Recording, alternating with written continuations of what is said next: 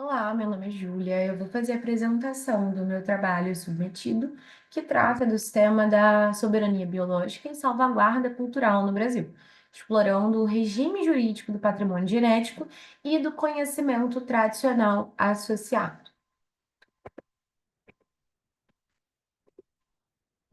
O Brasil é um país que tem uma gigante biodiversidade e essa riqueza se associa também com um vasto patrimônio cultural. Então, por ser um país com dimensões continentais, além da biodiversidade muito vasta, a gente também tem a possibilidade de um patrimônio cultural e de conhecimentos tradicionais muito vastos, pelo fato de que cada região tem a sua especificidade e é um campo muito próspero ali para que se criem culturas e conhecimentos tradicionais dos povos por região. A gente sabe que, se tratando de um país que não é colonizador, mas sim que foi colonizado, existe já no Brasil um contexto histórico de biopirataria e exploração desigual dos seus recursos. Então, desde a época em que o Brasil começa o processo de colonização, a gente sabe que existe uma apropriação de recursos e de saberes sem retorno e, além de tudo, sem a preocupação com a preservação da biodiversidade e também dos conhecimentos tradicionais dos povos originários que já se encontravam aqui. Um exemplo ainda recente da biopirataria, né, para contextualizar, de que não só no momento da colonização, mas é algo que acontece até hoje, nós temos o captopril. O captopril é um remédio que foi desenvolvido por cientistas brasileiros utilizando peptídeos que existem no veneno da jararaca. Mas o captopril, ele foi registrado por uma empresa estadunidense. Então, há uma apropriação da pesquisa do patrimônio cultural e do patrimônio intelectual do Brasil por conta aí da ausência de registro. Então, uma falha nesse processo fez com que outro país se apropriasse de uma criação de um patrimônio intelectual brasileiro, tá?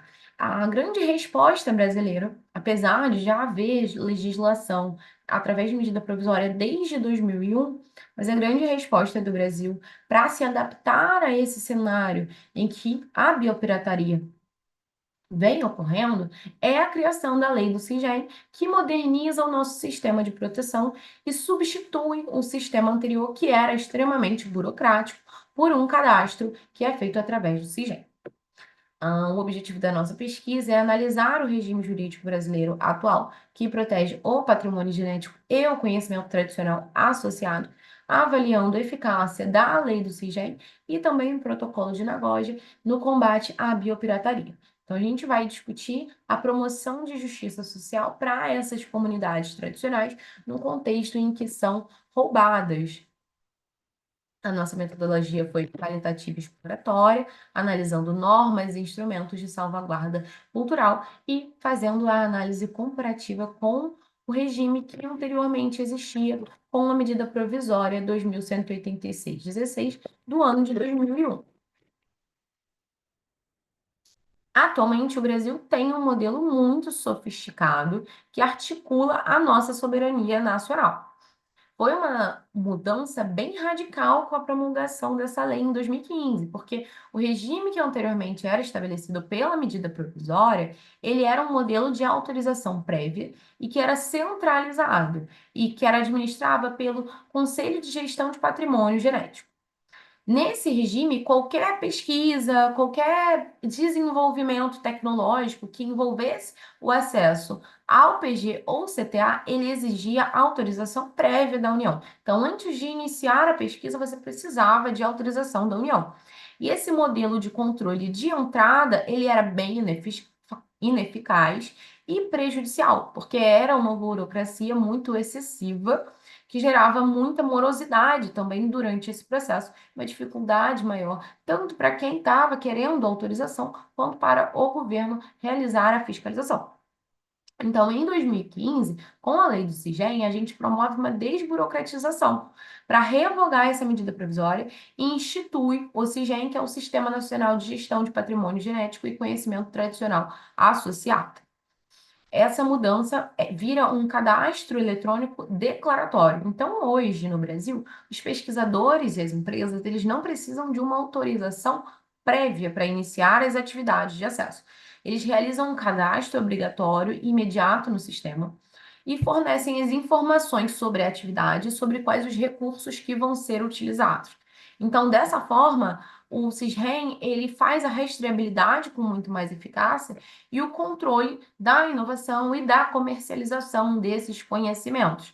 Então, a gente desburocratiza a entrada, tirando a questão prévia, de autorização prévia, e passa para um cadastro eletrônico muito mais moderno, tá?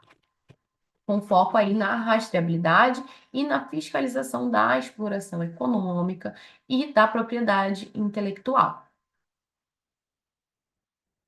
A gente também precisa falar do IFAM, que legitima a proteção do conhecimento tradicional associado através dos livros de registros. Então, o IFAM ele produz o livro dos saberes, em que são registrados alguns saberes brasileiros, a exemplo do frevo, a exemplo do ofício das baianas do acarajé, e todo o conhecimento tradicional está no livro de registros. E isso faz com que os direitos coletivos das comunidades indígenas, comunidades quilombolas, eles sejam garantidos, tá? E hoje um dos principais desafios é que a gente consiga harmonizar o sistema cultural, que é o IFAM, e o sistema econômico, porque o CIGEM, ele é voltado para a questão econômica de controle da União, e o IFAM, ele é voltado para a proteção das comunidades em si.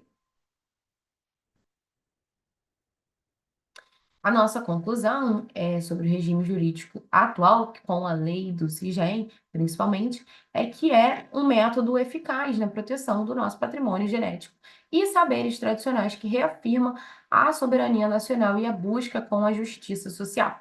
Então, a proteção jurídica, nesse caso, que existe desde 2015, não é só um mecanismo, mas sim um projeto civilizatório que une a inovação, a equidade e protege a dignidade humana dos povos tradicionais, assim como protege também o Brasil da biopirataria, preservando a sua biodiversidade.